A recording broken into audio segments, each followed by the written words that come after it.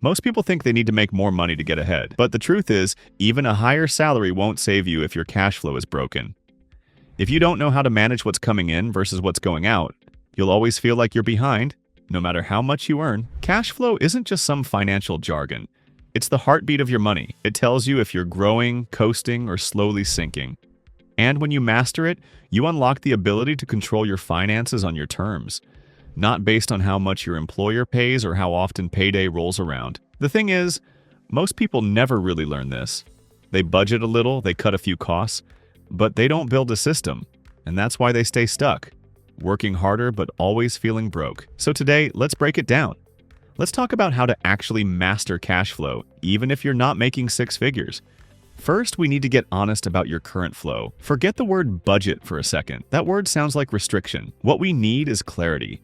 Most people don't even know their actual numbers. They know the rent, maybe the power bill, but ask them what their average monthly spending is, and it's just a guess. To master your cash flow, you need to know two numbers. 1. How much consistently comes in? Not what you could make. Not side hustle dreams. What's landing in your account after taxes each month? 2. How much consistently goes out? Not just bills, but everything. Food, transport, impulse buys, subscriptions, weekend stuff, takeout, that random thing you bought because it was on sale. Once you lay it all out, you'll see your pattern. This is your flow. And if your outflow is higher than your inflow, you're not stuck because of low income.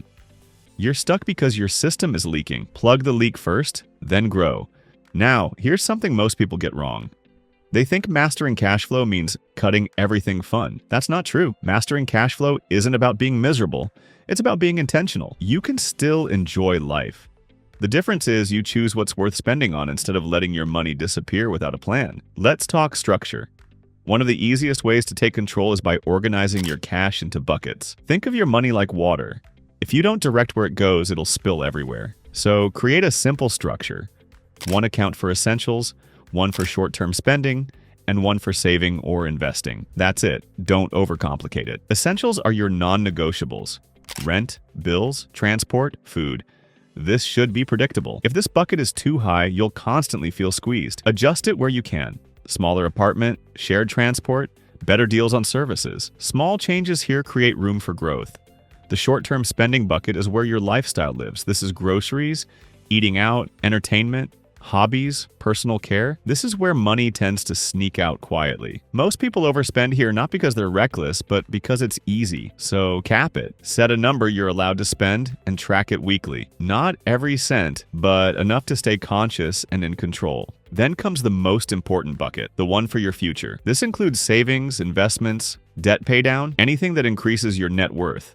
And here's the rule. This bucket gets filled first, not last. Most people save what's left after spending, but wealthy people spend what's left after saving. That one switch changes everything. Let's say you make $50,000, you commit to saving 20%, that's $10,000.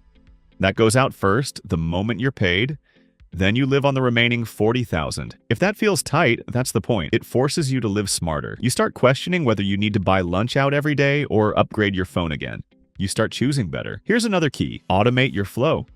The less you have to manually think about money, the more consistent you become. Set up automatic transfers into savings or investment accounts. Automate bill payments. Create a schedule for weekly check-ins. Remove the friction, and it becomes a system that works without willpower.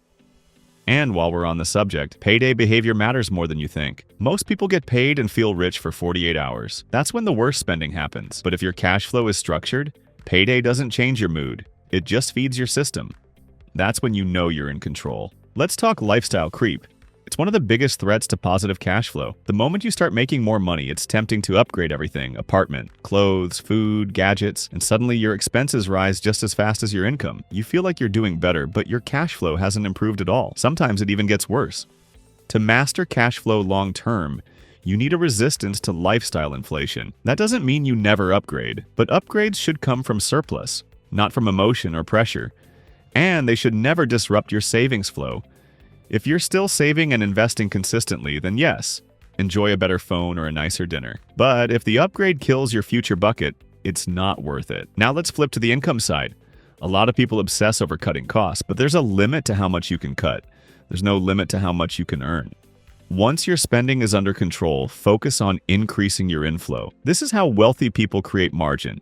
not just by being frugal, but by growing income while keeping lifestyle steady. That might mean negotiating a raise, picking up a freelance gig, selling a skill, or even building a long-term side hustle that becomes a business. More income with the same expenses equals wider cash flow. And wider cash flow means more freedom. That's the game. You don't just make more to spend more. You make more to grow your financial gap. Another underrated part of mastering cash flow is understanding your money rhythm. Most people think managing cash flow is just about math, but it's also about timing and flow. Ask yourself this: does your money feel like a calm, steady rhythm or constant chaos? Are your bills scattered across the month, forcing you to play catch-up every week? Or are you grouping them so your spending feels smooth and predictable? One of the easiest changes you can make is syncing your money rhythm. Align bill payments around your payday. Keep your essentials grouped in the first half of the month. Automate your savings at the start, not the end.